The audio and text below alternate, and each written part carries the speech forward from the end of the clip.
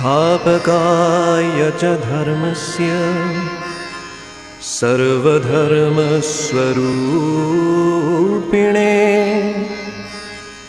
अवतारवरिष्ठाय रामकृष्णाय ते नमः। अवतारवरिष्ठाय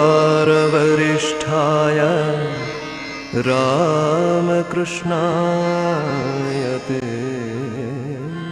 तव कथामृतम् तप्तजीवनम् कविभिरीडितम्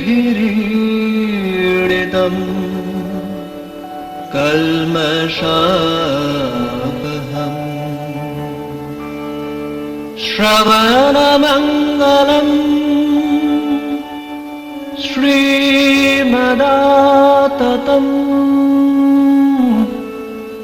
भुवि गृह्णन्ति ये भूरिदा जनाः। ভগবান শ্রীরামকৃষ্ণ দেবের মুখামৃত কথামৃত নামে যেটা পরিচিত, যেটাকে পঞ্চম বেদ বলা যেতে পারে, তার কারণ এর প্রতিটি ছত্রে প্রতিটি লাইনে এখানেতে শুধু আধ্যাত্মিক জ্ঞানের কথা বলছেন ভগবান, আর সুন্দর করে চিনিয়ে দিচ্ছেন, বুঝিয়ে দিচ্ছেন যে কোনটি করা উচিত আর কোনটি করা উচিত না, আর কি আমাদের জীবনের পক্ষে, আনন্দের পক্ষে, যেটা চিরন্তন আনন্দের জন্যে কোনটা আমাদের করা উচিত। এর আগের দিন আমরা যেটা পাঠ করেছিলাম গত মাসে এই বঙ্গভবনে শিকাগোতে, সেখান থেকেই শুরু করছি। অখণ্ড সচ্চিদানন্দকে কি সকলে ধরতে পারে? এটা আমরা পড়ছিলাম যে কথামৃতের প্রথম খণ্ড। কথামৃতটা উদ্বোধন থেকে দুটো খণ্ডে বেরিয়েছে, আবার একটা অখণ্ড আছে। তা আমি ওই দুটো খণ্ডের যেটা তার প্রথমটা থেকে পড়ছি, আর এর পেজ নাম্বার হচ্ছে 172, 172 নম্বর পাতায় থেকে একেবারে শেষের দিকে রয়েছে। অখণ্ড সচ্চিদানন্দকে কি সকলে ধরতে পারে? কথাটা অখণ্ড সচ্চিদানন্দ শব্দটি একটু মোটা মোটা অক্ষরে দিয়েছেন মাস্টারমশাই, কেননা ওইটি হচ্ছে সবথেকে গুরুত্বপূর্ণ যে শব্দ এবং ধারণা।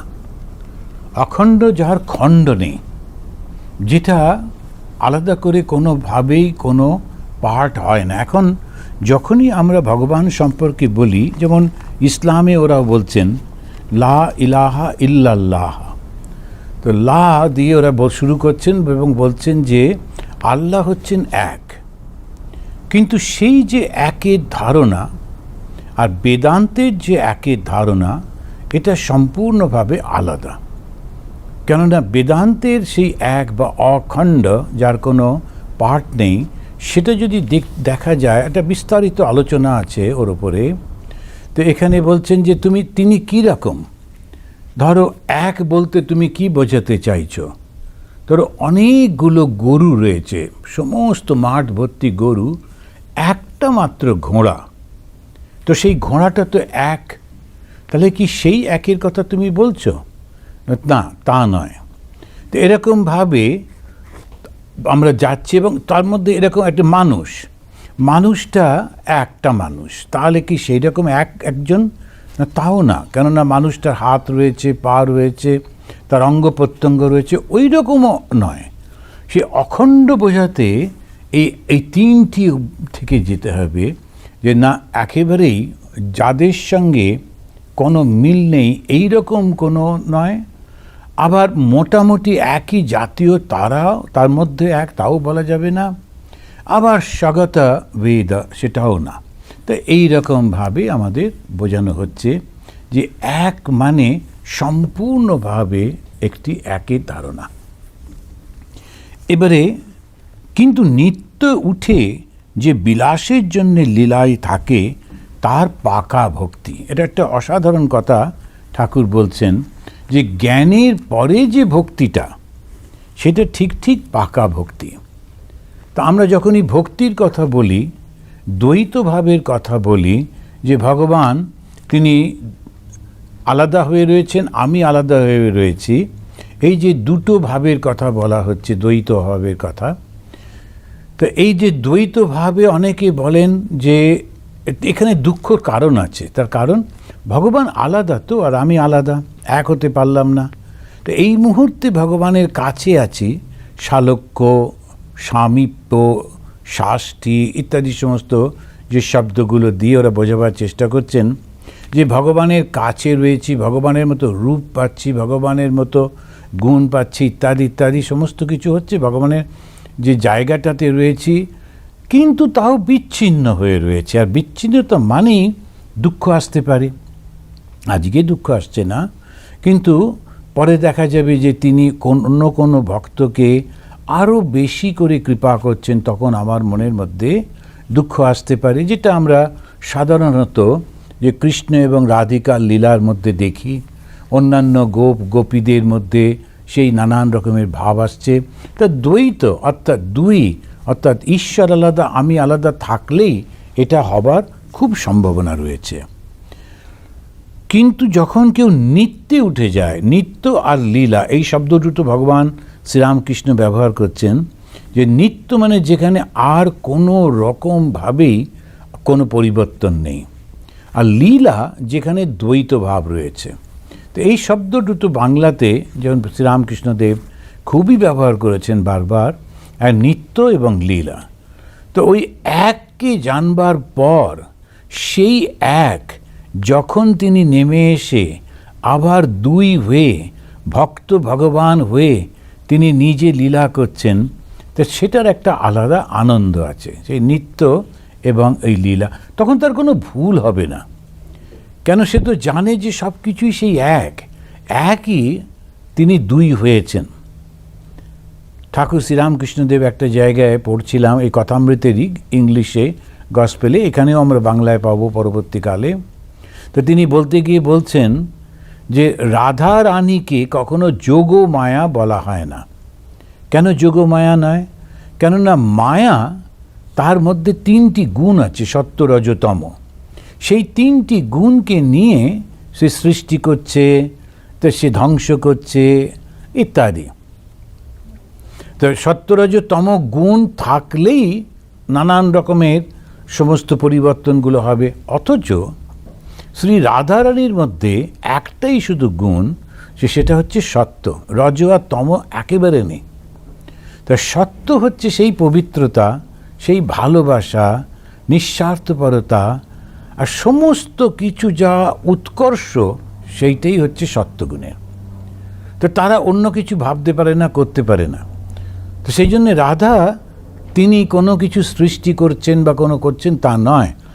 মহামায়া যে ভগবানের যে মায়া, ভগবানের যে শক্তি, সেই সব করে। তো এই রাধা কি করে সৃষ্টি হলেন?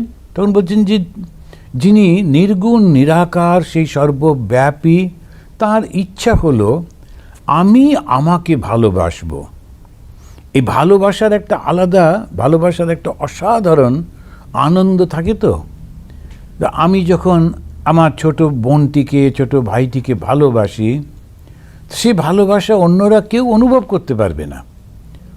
সে ভালোবাসাটা শুধু আমি ওকে দেখলেই আমার ভালো লাগছে, ওর জন্যে চিন্তা হচ্ছে, ওর জন্যে কিছু কিনে আনছি, ওকে দিতে পারলে খুশি হচ্ছি, ও হাসলে আনন্দ হচ্ছে, ওর কাঁদলে দুঃখ হচ্ছে।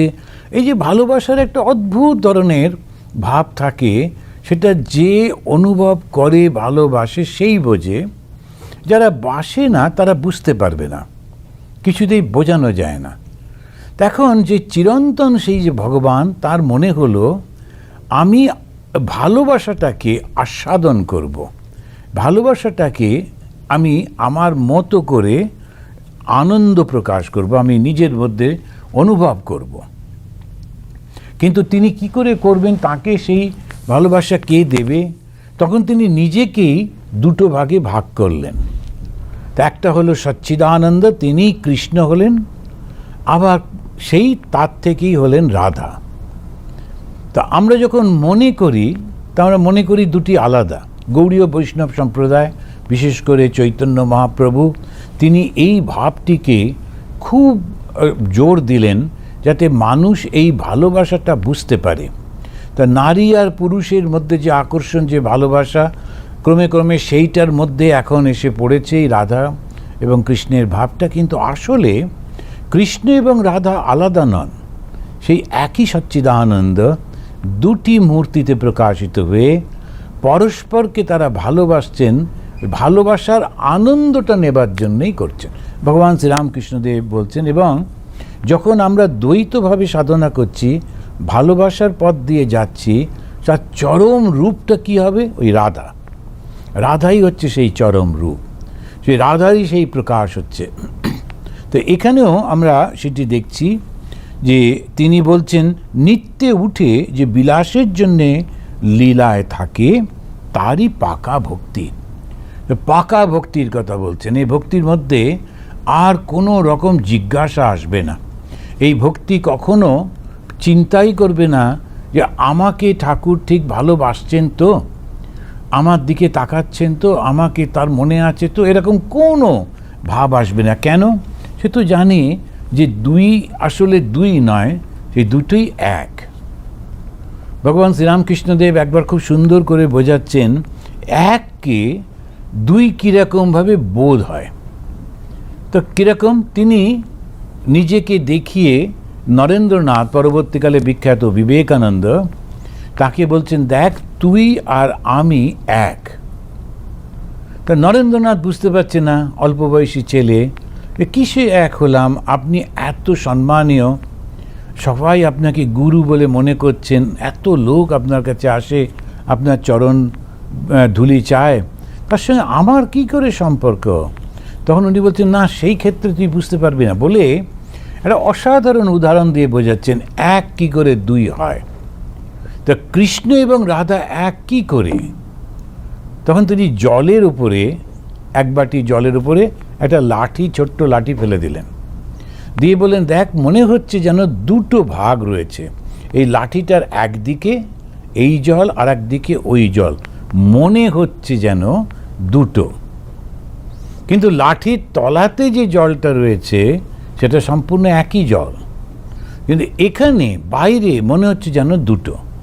ঠিক তেমনিভাবে যখন আমরা ওই ভাবে দেখি, তখন দেখি যে এটা হচ্ছে কৃষ্ণ, ওটা হচ্ছে রাধা, কিন্তু আসলে ওই জলের উপরে লাঠির মতো দুজন মনে হচ্ছে, এরা দুজনেই এক। ভগবান শ্রীরামকৃষ্ণ এবং মা শারদা মণিকে ঠিক সেইভাবেই চিন্তা করতে হয়। তারা দুই নন, তারা কিন্তু একই। এক্ষেত্রে আবার বলবো, ভগবান শ্রীরামকৃষ্ণ, মা শারদা এবং স্বামী বিবেকানন্দ, তিনটি রূপ কিন্তু একই সেই শক্তির লীলা। তা সেটা আলাদা একটা বিষয়। তো এখানে তিনি বলছেন যে বিলাতে কুইন বা রানীকে দেখে এলে তখন কুইনের কথা, কুইনের কার্য বর্ণনা চলতে থাকে। কুইনের কথা তখন ঠিক ঠিক বলা হয়। কেউ একজন যখন অনুভব করেছে, সে দেখে এসেছে রানীকে, দেখার পর তারপরে শ্রীরামকৃষ্ণের সময়ও কুইন ছিল, কিছুদিন আগেই যে কুইন চলে গেলেন, এখন আর কুইন নেই, এখন কিং।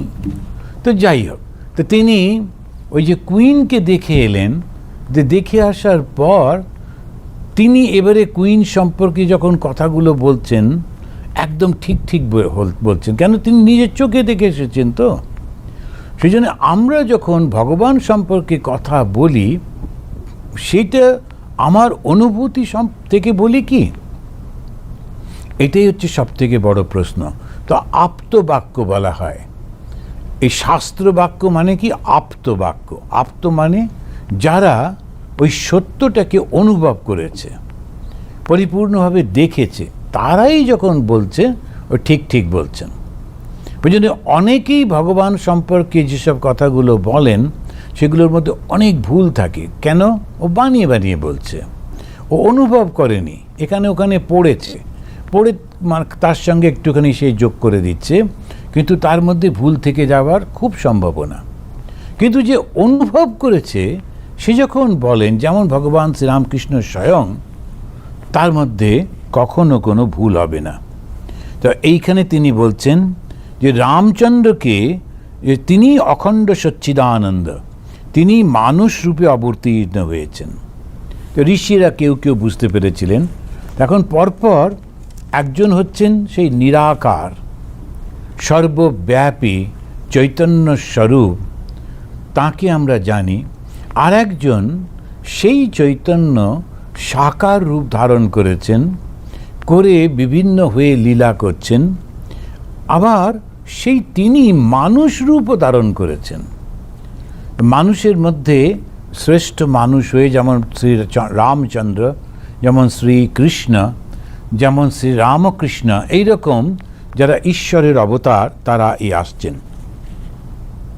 একই ভগবান কিন্তু মানুষ রূপ ধরে আমাদের কাছে কাছে রয়েছেন, বুঝতে পারা যায় না।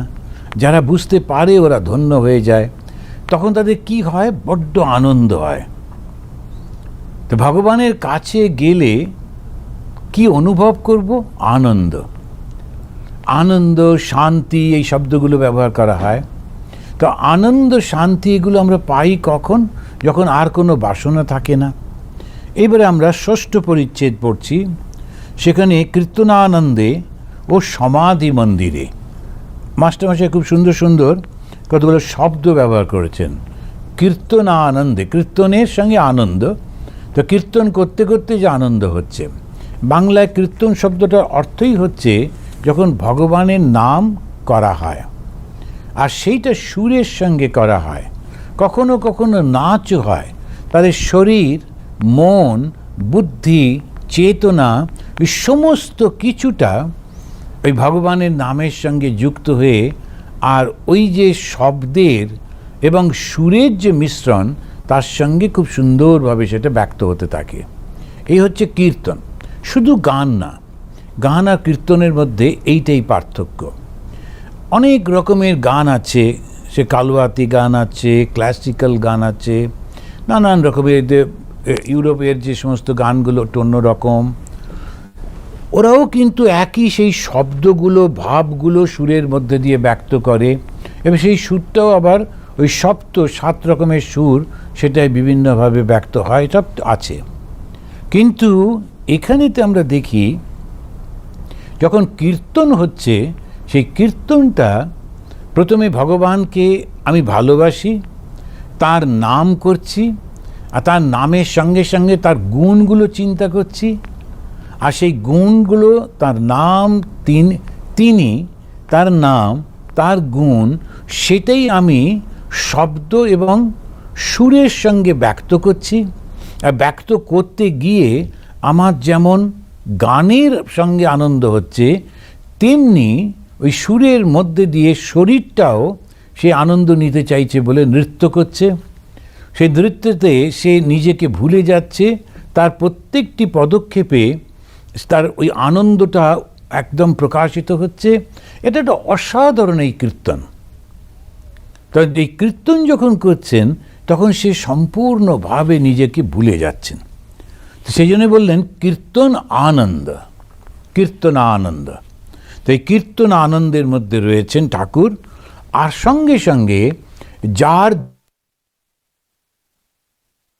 ভাবজি, তার ভাবনা ভাবতে ভাবতে তিনি হয়ে যাচ্ছি, তখন আর শব্দ নেই, তখন আর গান নেই, তখন আর নাচ নেই, তখন স্থির হয়ে শরীরটা রয়েছে।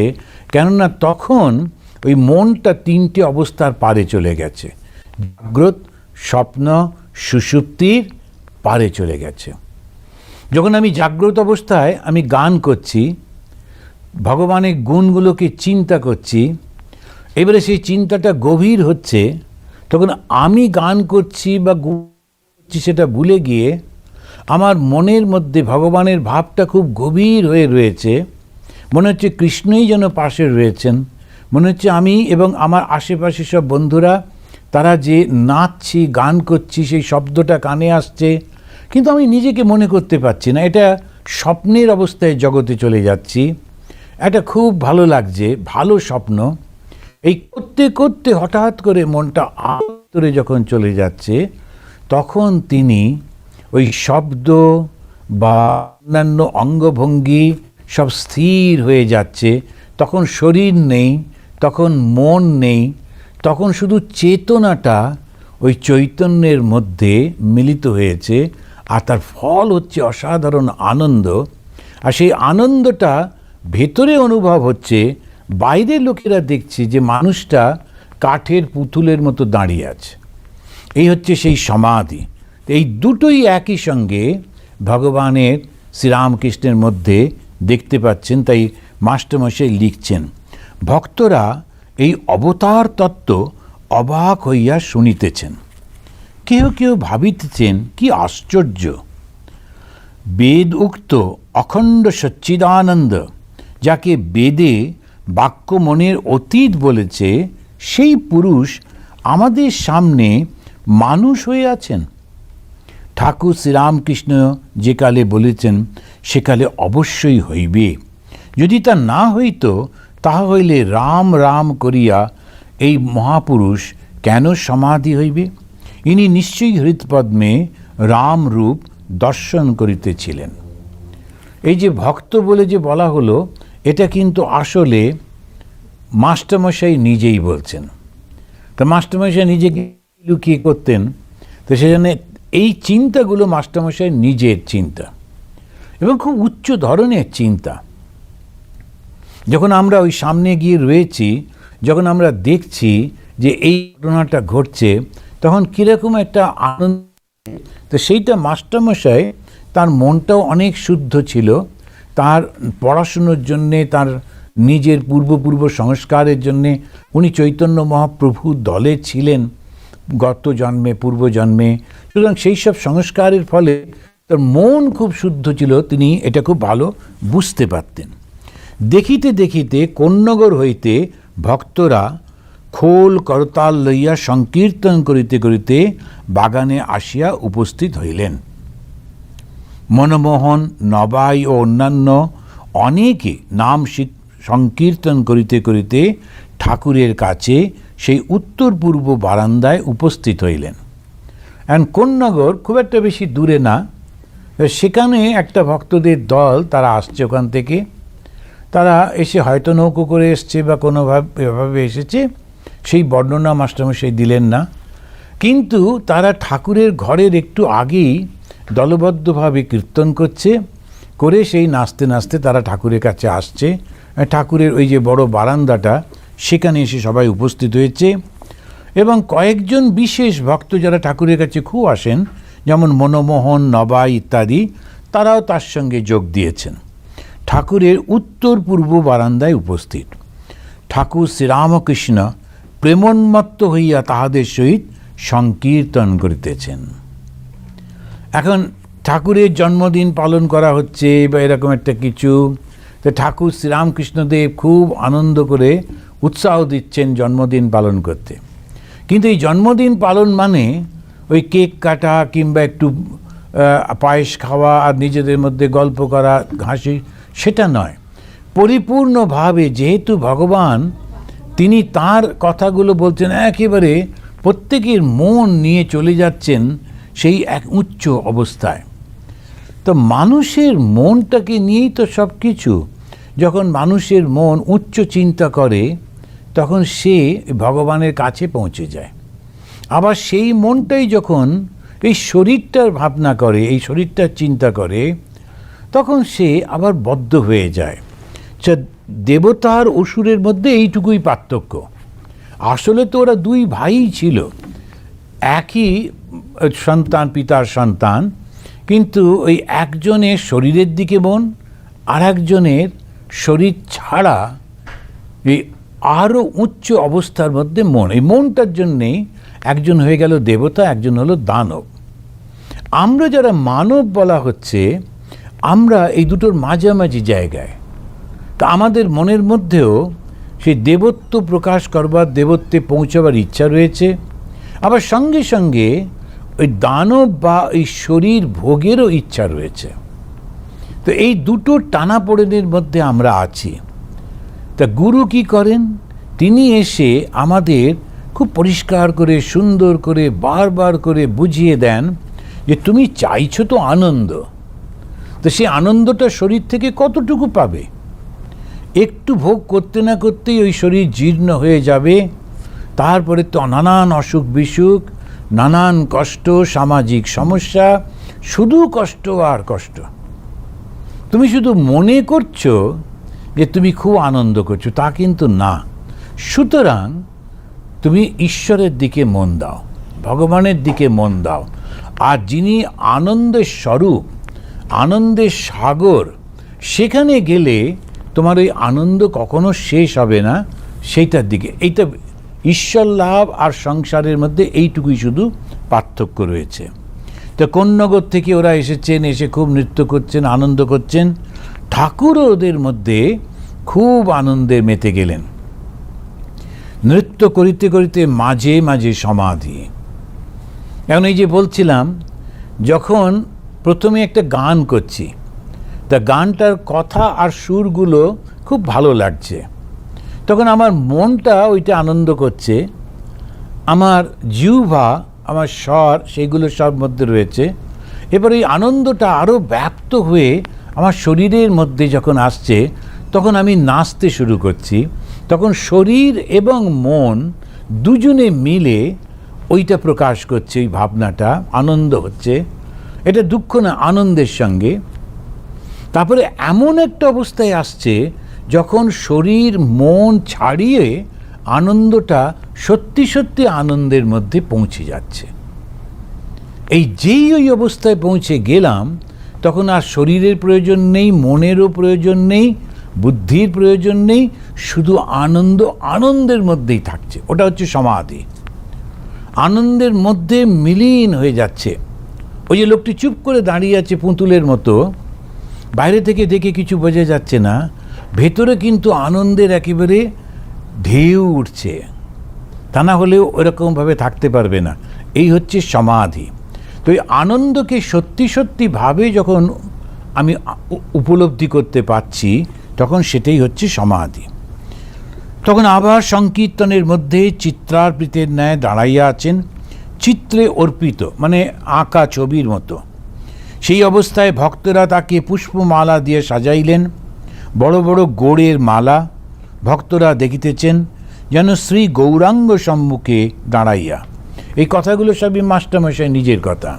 এই ভক্তরা দেখিতেছেন তো ওনার নিজের সেই ভাবটা, গভীর ভাব সমাধিমগ্ন প্রভুর তখন অন্তর্দশা। এই তিনটে দশার কথা বলা হচ্ছে, তিনটে অবস্থার কথা বলা হচ্ছে। বেদান্তে যে তিনটে অবস্থার কথা বলে, জাগ্রত, স্বপ্ন, সুষুপ্তি, এই তিনটে স্টেপের মধ্যে দিয়ে গিয়ে আমরা সত্যি সত্যি ওই আনন্দটাকে উপলব্ধি করি। এরকম আছে, কেউ বলে দিল, আমরা প্রথম দিকে বিশ্বাস করতে বলা হয়, কিন্তু আমরা নিজেরা বিচার করেও ওইটার মধ্যে যেতে পারি। এই নয় যে বলেছে, বইতে বলেছে সুতরাং মানতেই হবে, তা কিন্তু কখনো হিন্দু ধর্মে বলে না। সবসময় জিজ্ঞাসা করতে বলে, প্রশ্ন করতে বলে, নিজে অনুভূতি মধ্যে দিয়ে যেতে বলে। এটা একটা অদ্ভুত এই হিন্দু ধর্ম। অনেক সময় আমরা বুঝতে পারি না এর এই উদার ভাবটা। এই উদার ভাবটা চলে গেলে হিন্দু ধর্মের আর কিছুই থাকবে না। এখানে এই স্বাধীনতাটা পরিপূর্ণ রয়েছে। কথাটা বলা হলো, তোমাকে যে মানতেই হবে তা না, তুমি বিচার করে দেখো। তিনটেই তো অবস্থা, বেশি তো নেই। আর এই তিনটে অবস্থা একটা মানুষের জীবনে বারবার আসছে, রোজ আসছে। একটা হচ্ছে জাগ্রত অবস্থা, যখন আমার শরীর, মন এবং চেতনা একসঙ্গে রয়েছে। দ্বিতীয় হচ্ছে স্বপ্ন অবস্থা, যেখানে আমার শরীরটা ঘুমিয়ে পড়েছে, বিছানায় পড়ে আছে, শরীরের সঙ্গে সম্পর্ক নেই, কিন্তু মন একটা জগৎ সৃষ্টি করছে, সেখানে আমি স্বপ্ন দেখছি, শরীরের প্রয়োজনও হচ্ছে না। সেখানে আর এক রকমের শরীর নিয়ে, আমি কল্পনার শরীর নিয়ে ওই স্বপ্নের জগতের মধ্যে ঘুরছি। তারপরে আবার যখন স্বপ্নটাও চলে গেল, আমি গভীর ঘুমে আচ্ছন্ন হলাম, যেটা ড্রিমলেস স্লিপ কন্ডিশন। সেখানে আমি আনন্দের মধ্যে থাকি। দুঃখে থাকলে ঘুমটা ভেঙে যেত। আনন্দে ছিলাম বলেই খুব ভালো ঘুম হয়। তারপরে যখন ফিরে আসি আমি অনুভব করতে পারি, তা ফিরে যখন আসছি মানেই অজ্ঞান রয়েছে। ফিরে এসে আর আমি সেই আনন্দটাকে সেইভাবে ব্যক্ত করতে পারছি না, অনুভবও করতে পারছি না। কিন্তু যদি আমি চেতনার মধ্যে দিয়ে যাই, জেনে শুনে যাই, তাহলে দুরকমভাবে যাওয়া যায়। একটা হচ্ছে যোগীরা, তারা যখন যোগে বসেন, ধ্যানে বসার পর তারা শরীরটাকে প্রথমে শুদ্ধ করেন। তো আমার এই যে শরীর, এটা শুধুমাত্র হাড় মাংস দিয়ে নয়, এর মধ্যে আত্মা রয়েছেন, চেতনা রয়েছেন। তখন তারা মনের মধ্যে একটা পদ্ম ফুলের উপরে তার ইষ্ট দেবতা বা দেবীকে দর্শন করতে থাকেন। এটা আমরা স্বপ্নের জগতে চলে যাচ্ছি। ধ্যান করছি, কিন্তু মনটাকে জগৎ থেকে উঠিয়ে নিয়ে প্রত্যাহার চলে গেলাম। সেখানে গিয়ে আমি আমার দেবীকে, দেবতাকে ভোগ নিবেদন করছি, ধূপ জ্বালাচ্ছি, কীর্তন করছি, গান করছি। আস্তে আস্তে আমি ভুলেই গেছি যে আমি বসে আছি।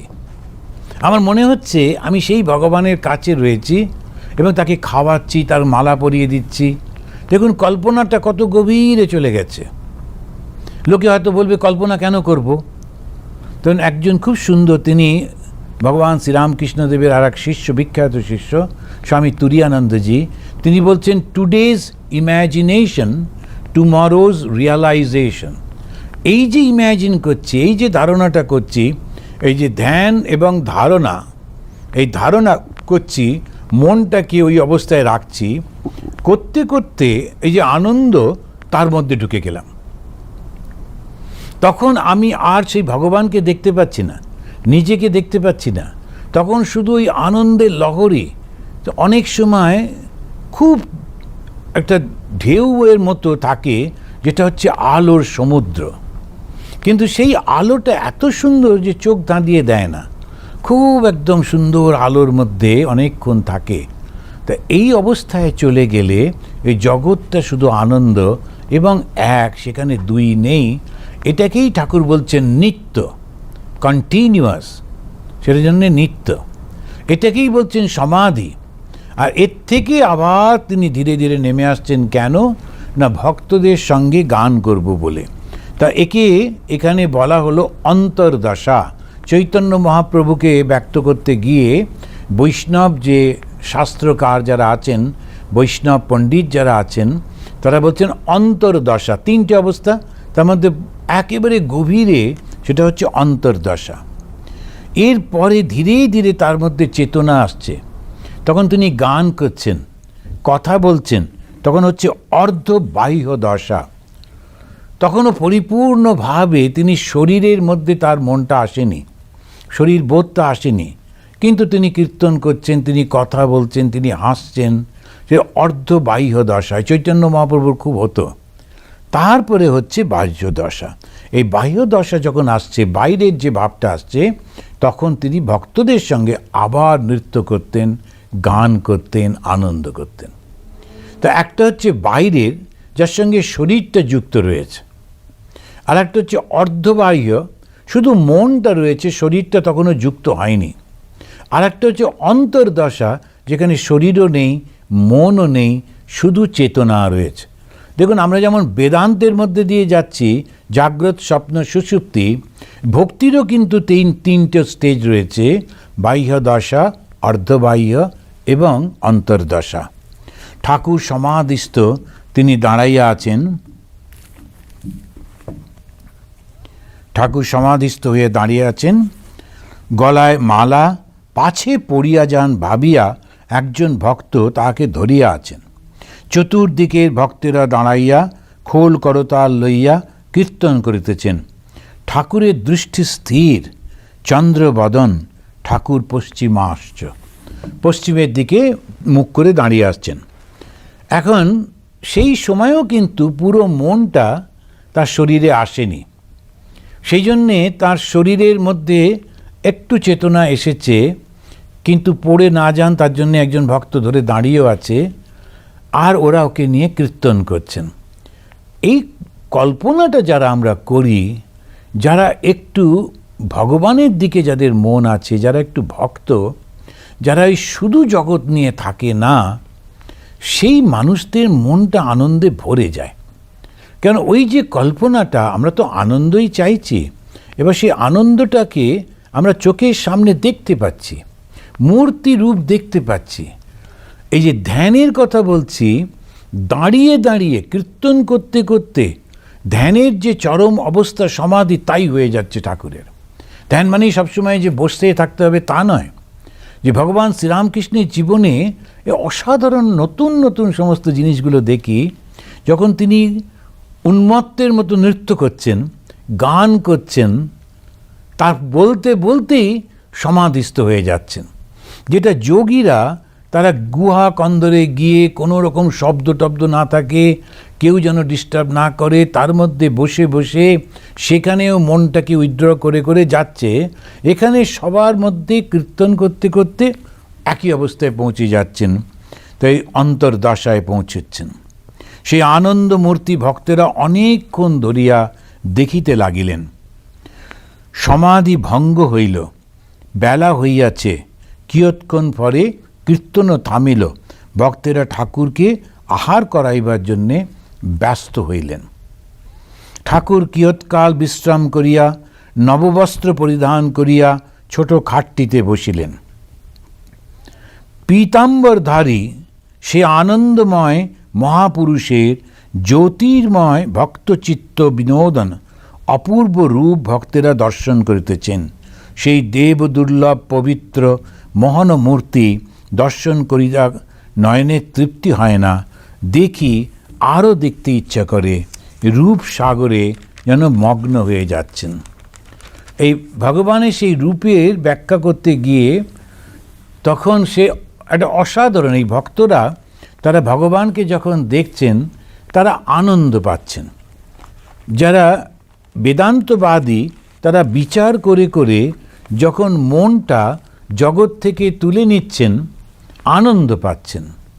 যারা যোগী তারা যখন সমস্ত ইন্দ্রিয়গুলোকে বিষয় থেকে উঠিয়ে নিয়ে মনটাকে একত্রিত করে সেই চৈতন্যের মধ্যে যাচ্ছেন, আনন্দ পাচ্ছেন।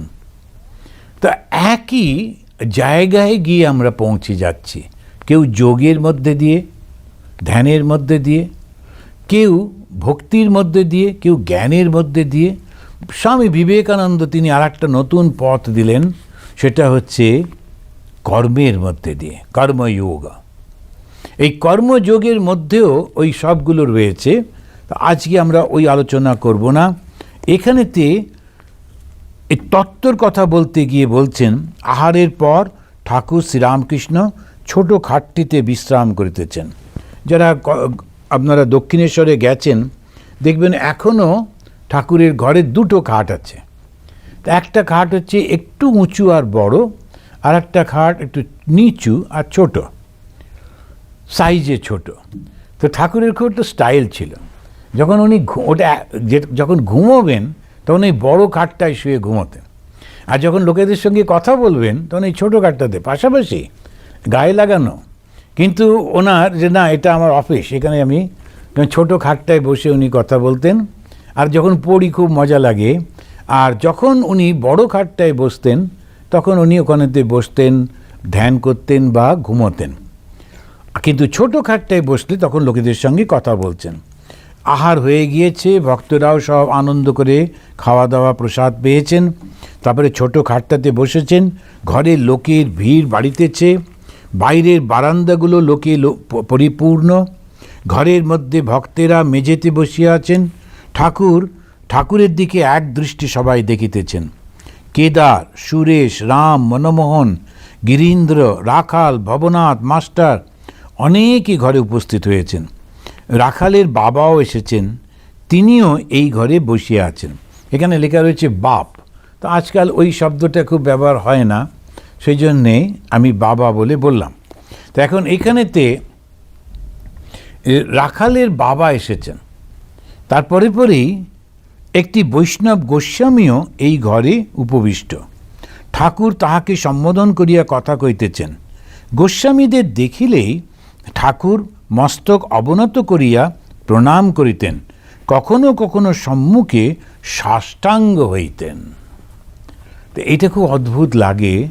ওই যারা গোস্বামী, যারা ভগবানের নাম করার কথা, তারা ওই সমস্ত নানান রকমের শরীরে, ওদের যেমন কতগুলো নিয়ম আছে যে এই যে শরীরটি আমি যে ভগবানকে নিবেদন করছি, তাই ওখানে কপালে, কানে, নাকে, হাতে, বুকে ওরা নানান রকম ওই চন্দন মেখে রাখে।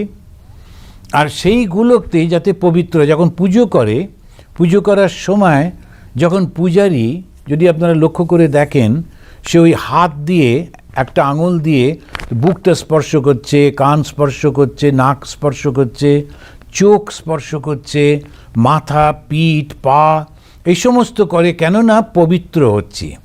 ও ভাবতে থাকে, মন্ত্র বলতে থাকে যে আর আমি পবিত্র হয়ে যাচ্ছি। এই গোস্বামীদেরও অনেকটা সেইভাবে, ওরা স্নান করার পরে ওইভাবে তারা চন্দন লেপন করেন। তাদের অঙ্গ প্রত্যঙ্গ প্রত্যেকটি জায়গায় যেন সে ঈশ্বর, তিনি রয়েছেন, ভগবান রয়েছেন, এবং সে মানুষটি পবিত্র।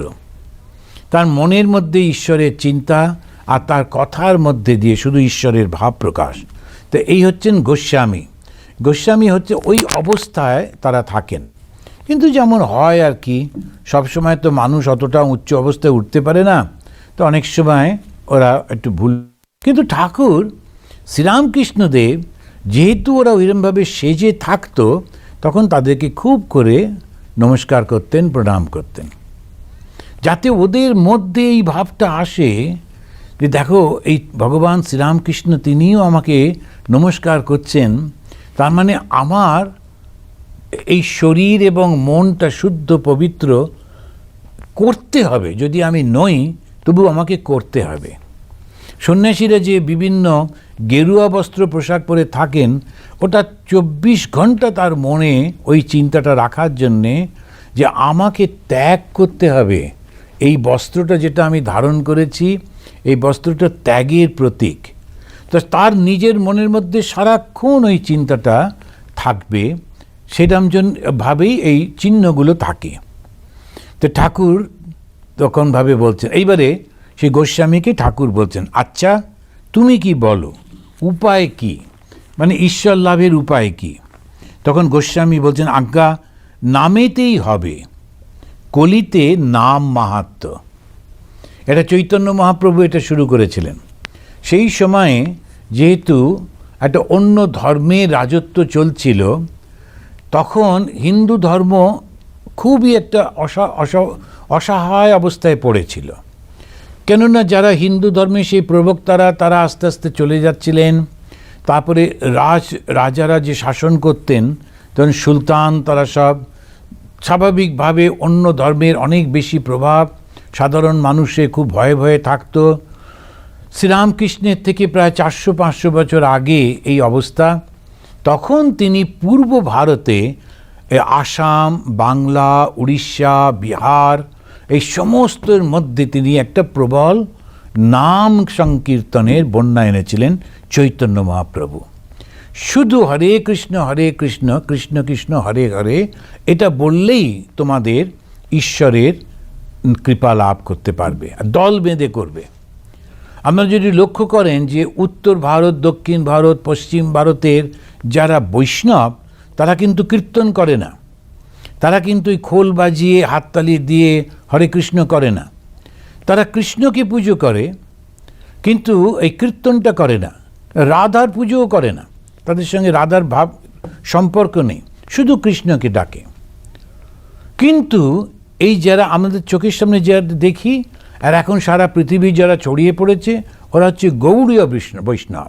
গৌড়ীয় মানে হচ্ছে বাংলাদেশ থেকে, তো ওই বাংলা সে গৌড় আছে না, সেখান থেকে মালদা টালদার হচ্ছে গৌড়।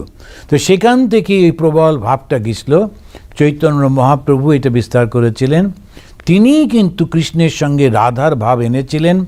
এবং এই যে ভগবানকে ভালোবাসতে গেলে কেমন করে ভালোবাসবো, তখন ভয় না, সামাজিক কোনো ভয় যাতে না থাকে, কোনোভাবেই কোনো নিন্দা মন্দের জন্যে আমি ঈশ্বরের নাম বন্ধ করব না। তো এই রকম সমস্ত ভাবগুলো তিনি এনেছিলেন ওই রাধার চরিত্রের মধ্যে দিয়ে, এবং এই নাম সংকীর্তন। তো এই যে গোস্বামী, তিনি সেই সম্প্রদায়ের বলে বলছেন আজ্ঞে কলিতে নাম মাহাত্ম্য। তো এই নামে অবশ্য উদ্ধার হবে, কিন্তু ঠাকুর সঙ্গে সঙ্গে ওটাকে শুধরে দিচ্ছেন। উনি বলছেন হ্যাঁ, নামের খুব মাহাত্ম্য আছে বটে, তবে অনুরাগ না থাকলে কি হয়? এখন শুধু শুধু নাম করছি তাতে কিন্তু হবে না, তার সঙ্গে মনটা থাকতে হবে, ভগবানকে ভালোবাসাটা থাকতে হবে, সেই অনুরাগ, ঈশ্বরের জন্যে প্রাণ ব্যাকুল হওয়া দরকার। শুধু নাম করে যাচ্ছি কিন্তু কাম কাঞ্চনে মন রয়েছে, তাতে কি হবে? এই হচ্ছেন ভগবান শ্রীরামকৃষ্ণ। ওই যে গোস্বামী এসছেন, তিনি চেষ্টা করছেন, তার একটা ধারণা নাম করলেই হয়ে যাবে, কিন্তু শ্রীরামকৃষ্ণদেব কীরকম বিজ্ঞানীর মতো কথা বলছেন, এইটাই হচ্ছে শ্রীরামকৃষ্ণদেবের বৈশিষ্ট্য। বিছে বা ডাকুর কামড় অমনি মন্ত্রে সারে না, ঘুঁটের ভাবরা দিতে হয়। ঠাকুর ওইখান গ্রামের লোক, তো ঘুঁটে হয়তো আপনারা অনেকেই জানেন না, ওই গোবর থেকে ওরা আর একটু খড় টড় মিশিয়ে ওটা জ্বালানি করবার জন্যে, কারণ এত কাঠ পাওয়া যেত না, কয়লা পাওয়া যেত না, তখন ওইটা দিয়ে জ্বালানি কর, সেইটা অনেকটা সময় ধরে জ্বলে, একটু ধোঁয়া বেশি হয়। তো অনেক সময় গ্রামে ট্রামে যখন বিছে কামড়ায় বা কোনো কিছু বিষাক্ত হয় কিছু, তখন ওইটা আগুন লাগিয়ে ওর উপরে দিয়ে দেয়, তখন এই বিষটা কেটে যায়, ওই জায়গাটা একটু পুড়ে যায়। তো সেটা উনি বলছেন ওটা একটুখানি এক্সট্রিম ব্যাপারটা, ওই চামড়াটার উপরে ওই গরম জিনিসটা দিতে হবে। তো বলছি যখন তুমি ভগবানকে ডাকছো, তখন তোমার ওই একটু ভগবানের ডাকছি আর নামটা করছি, এদিকে বাজার করছি, অন্য কথা ভাবছি, তাতে হবে না, একেবারে গভীরভাবে ভাবতে হবে। তখন গোস্বামী তর্ক করছেন, বলছেন তাহলে অজামিল, তো ভাগবতে সেই অজামিলের গল্প আছে, তো অজামিল মহাপাতকী, এমন পাপ নাই যে সে করে নাই, কিন্তু মরবার সময় নারায়ণ বলে ছেলেকে ডাকাতে উদ্ধার হয়ে গেল। এইসব গল্পগুলো অনেকটা উৎসাহ দেবার জন্যে করা হয়, কিন্তু এর সঙ্গে আবার একটু ভুলও লোকে শিখে নেয়। সেই জন্য আগেকার দিনে সমস্ত ছেলেদের নাম ওই ভগবানের নামে দিত, কৃষ্ণের নাম, নানা রকম নাম। মরবার সময় একটা ছেলের নাম বলে ডাকবো, তাহলেই আমি উদ্ধার হয়ে যাব, এরকম সব ধারণা। তা কি আর হয়? তো এই ঠাকুর এটা বলছেন, তখন বলছেন হয়তো অজামিলের পূর্বজন্মে অনেক কর্ম করা ছিল, আর আছে যে সে পরে তপস্যা করেছিল। তা আজকে আমরা এই পর্যন্তই থাকি, একটু দেরি হয়ে গেছিল শুরু করতে, তো আজকে এই পর্যন্ত রাখি। আমরা পরের দিন এখান থেকে আবার শুরু করব পড়তে। তো ঈশ্বরের নাম গুণগান করতে হবে, কিন্তু তার সঙ্গে সঙ্গে ভক্তির সঙ্গে ভালোবাসাটা যুক্ত করতে হবে। ভগবানকে আমি ভালোবাসি, ওই ভালোবাসা ভাবটা যখন থাকবে, যখন তার নামটা করছি আর ওই ভালোবাসাটা তার সঙ্গে যুক্ত হচ্ছে, তখন ঠিক ঠিক মনটা পবিত্র হয়ে যায়। শ্রীরামকৃষ্ণ আমাদের সেটাই শেখাচ্ছেন। আসুন আমরা এই মন্ত্রটা বলে আমরা শেষ করি। নিরঞ্জনম নিত্যম অনন্তরূপম ভক্তানুকম্পা ধৃত বিগ্রহম বৈ ঈশাবতারম পরমেশমিড্যম তম রামকৃষ্ণম শিরসা নমামঃ। ওম শান্তি শান্তি শান্তি। হরি ওম তৎসৎ। শ্রীরামকৃষ্ণ अर्पणमस्तु। स्थापकाय च धर्मस्य सर्वधर्मस्वरूपिणे अवतारवरिष्ठाय रामकृष्णाय ते नमः। अवतारवरिष्ठाय रामकृष्णाय ते